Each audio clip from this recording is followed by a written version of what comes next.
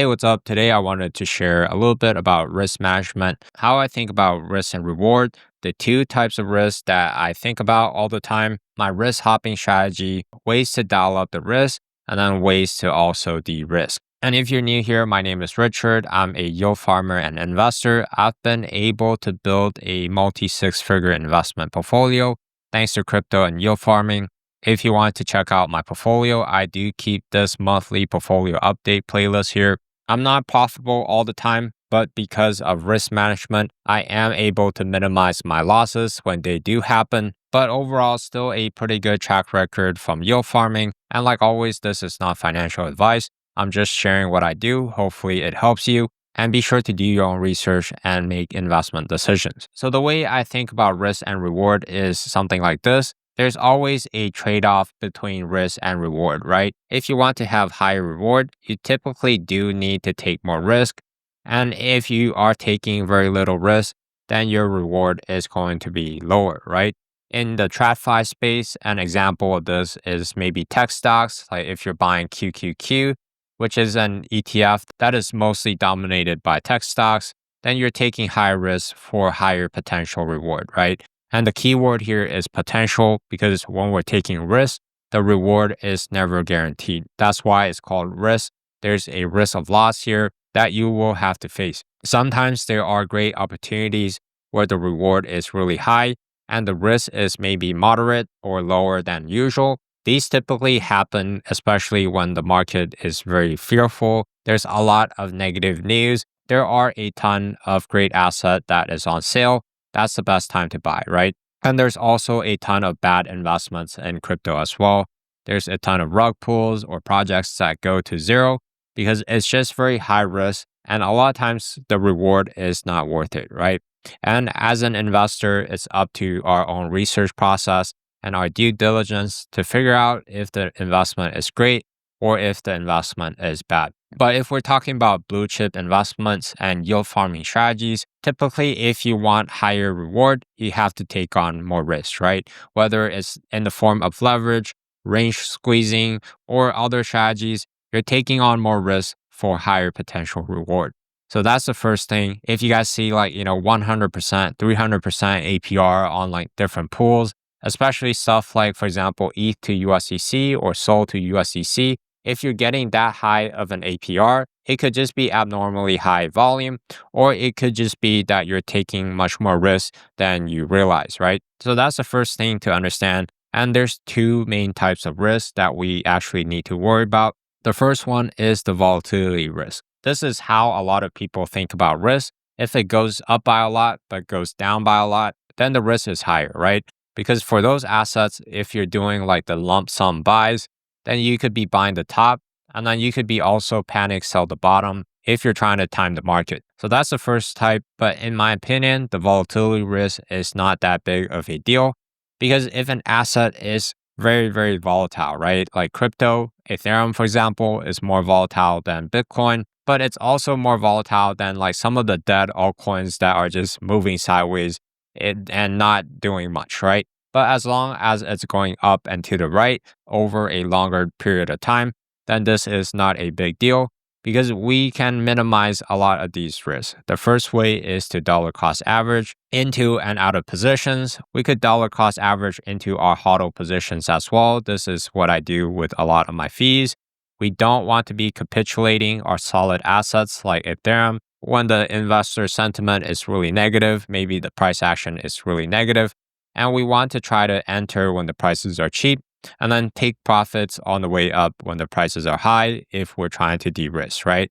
And with the volatile assets, we really want to think long-term here. For example, if you guys are buying stocks versus bonds, yes, stocks are more volatile, but over 10 to 30 years, it's more likely going to outpace inflation and make you money in the process, right? Versus bonds, a lot of bonds simply just do not outperform and doesn't even cover inflation in a lot of cases, right? And if you want to reduce the volatility of your portfolio, you could also consider more crypto to stable pairs and stablecoin strategies. So this is what I think about when it comes to volatility risk. But what we want to worry about the most is the risk of loss.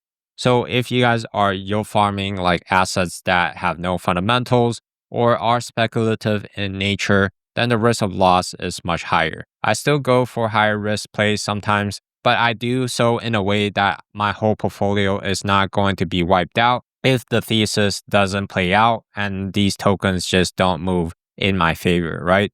So how do we minimize the risk of loss here? We want to make sure that we're selecting good assets. We want to diversify, and then we want to be de-risking with our fees if we want to reduce this risk. And then we also want to have a core major positions. So I'll go into a little bit more details about how to manage risk here. But the way I think about risk is that there's sometimes really good opportunities to take risk when the market is really fearful and then when the prices are really cheap.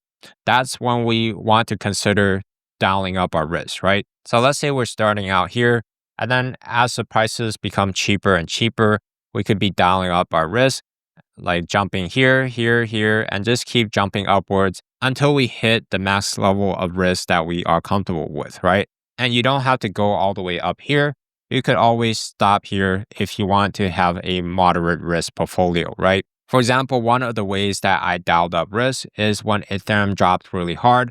What I did was enter into more crypto to crypto pools, which would give me more upside if the prices do jump back up. Crypto to crypto pools definitely are much more volatile than crypto to stable pool, simply because you have 100% exposure to crypto, right? But if the prices do recover, you're going to make much more money in the process. But right now, you can see Ethereum is trading near its previous all-time high here.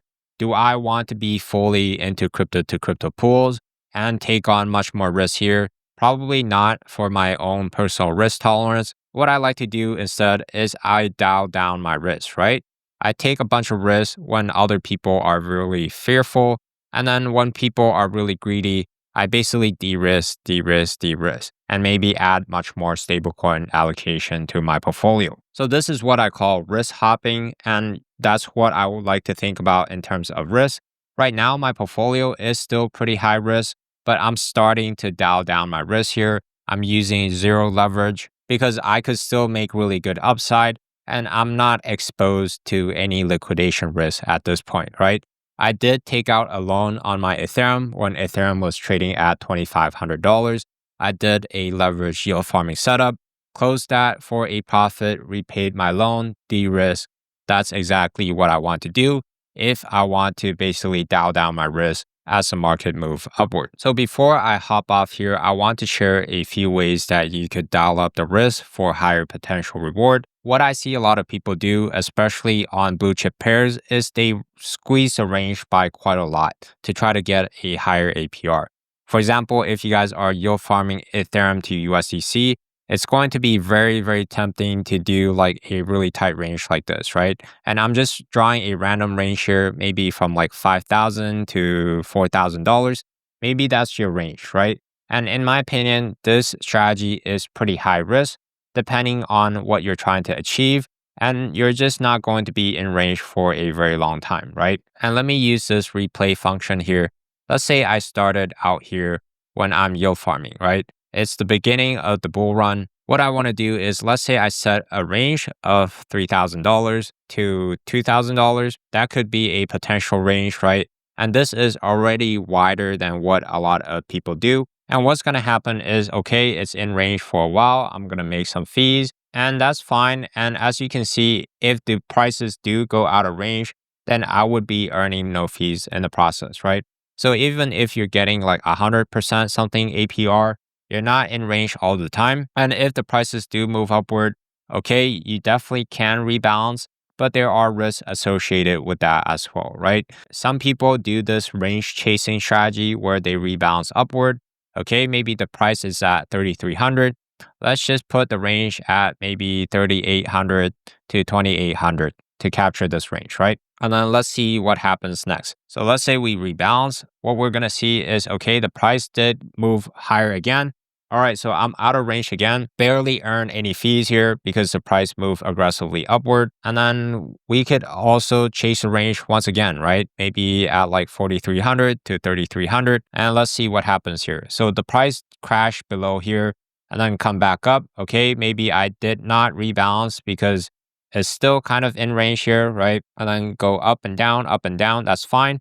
All right, so it's down here. Maybe I'll watch the price for a while and then, okay, it doesn't seem like it's coming back up. So what a lot of people do is they rebalance down once again, right? From $3,000 to let's say 3,500 to 2,500. And let's say this is the price point. And then let's see what happens next. We see that the price do move sideways. And then again, you missed out on the pump and then you're forced to rebalance once again. So this is exactly what a ton of people do. But actually, when you do that, what's happening is you're buying and selling at the worst price possible. You're basically selling low here. You missed out on the pump. Now you're buying high here when you rebalance. And then when the prices do drop below, you're now selling at a lower price once again. And then basically just tracking the range. That's how you could lose a ton of capital in the process. That's why I do not like a tight range strategy. You could be starting with like $10,000, for example. And as you go along, you actually end up with like $8,000 or something, including the fees and not even accounting for taxes, right? I've seen it all the time. I've seen like automated tools, like for example on Beefy, that is running this similar type of strategy that is absolutely getting shredded by the market. And if you guys are a tight range liquidity provider and you did that strategy in the last couple of months, then you know exactly what I'm talking about, right? You suffer a ton of drawdown, and then if you do decide to rebalance down, you miss out a lot of gains in the process. And even if you guys are applying like the impermanent loss minimizing strategy when you rebalance, a lot of times we basically have to widen our range to be able to minimize the impermanent loss. So your yield is never going to be that high in the first place, right? It's very hard to sustain a very high APR on a tight range and make it very profitable. And in my opinion, I do not like range squeezing. What I like to do instead is these other strategies. The lever strategy, the bull lever, is pretty good. Again, I did use this strategy when Ethereum is trading at $2,500.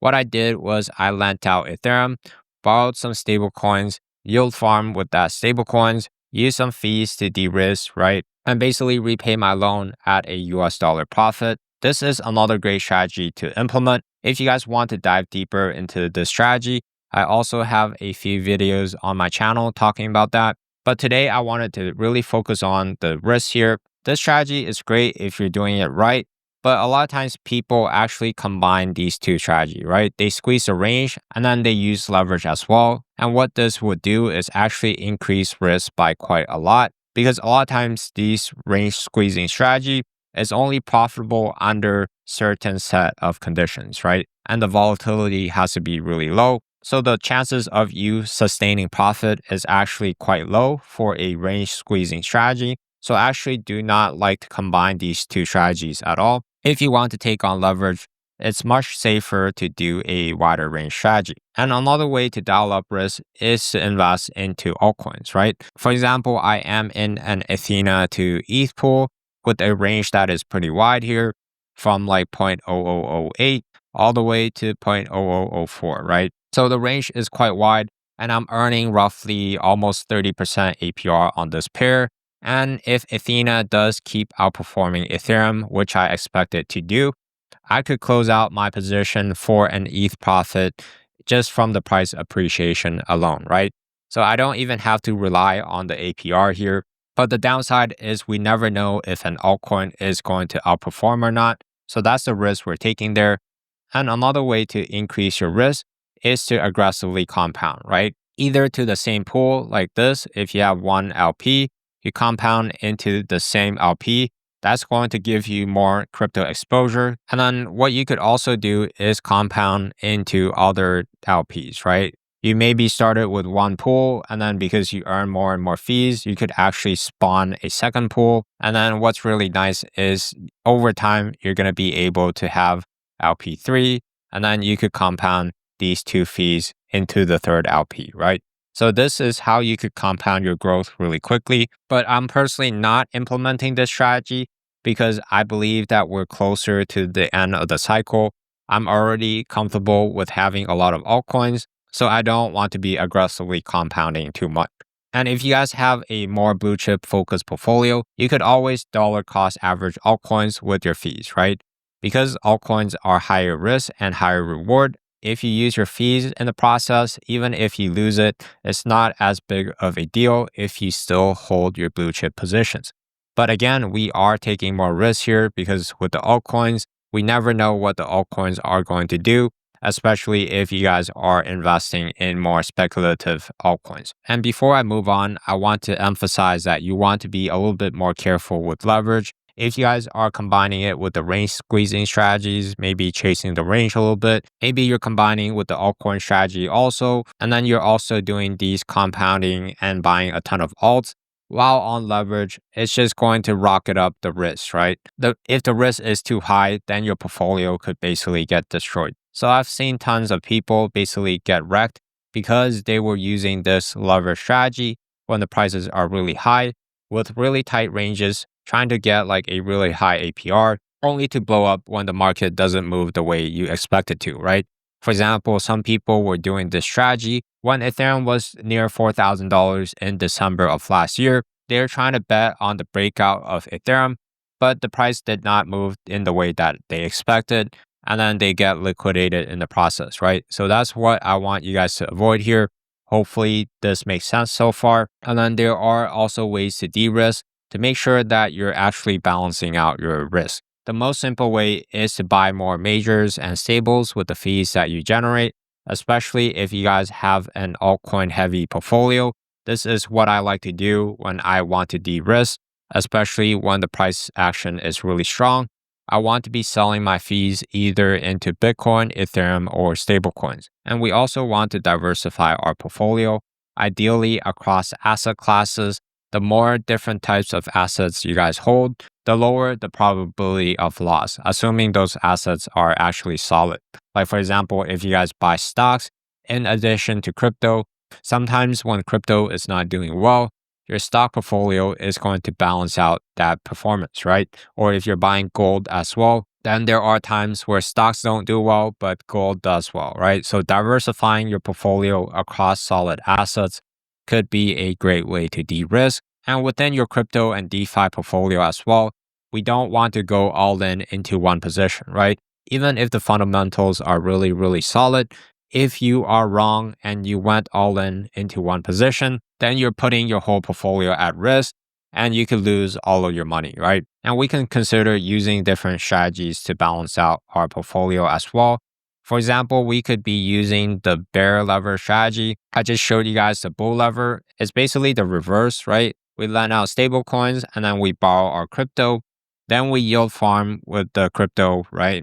And depending on the range you set, you could have a short exposure on this crypto because if the crypto does go up over time and you're yield farming, let's say ETH to USDC, you're borrowing out Ethereum, you're going to be fully into stable coins if the prices do go out of range, right? And then you could add it to the lending side. What you're going to end up with is a net exposure on the stable coins and then the crypto debt that you have to repay, right? But this is a great way to balance out your portfolio.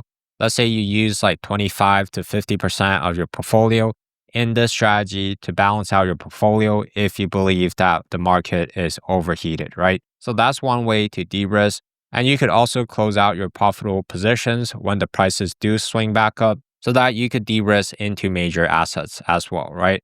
For example, some of my positions are sitting in a loss, completely normal if you guys are yield farming altcoins, but some positions are swinging back up in profit. For example, ENA to ETH, you can see that it's above my entry here at the green line. I'm sitting in ETH profit. I do have an exit target that I could close out, or as long as I close out above my entry, I would be in Ethereum profit, and all the fees that I earn is just extra profit on top. So if my goal is to de-risk, I could choose to basically close out of my positions. But again, what I really want to emphasize is that risk and reward is always tied together.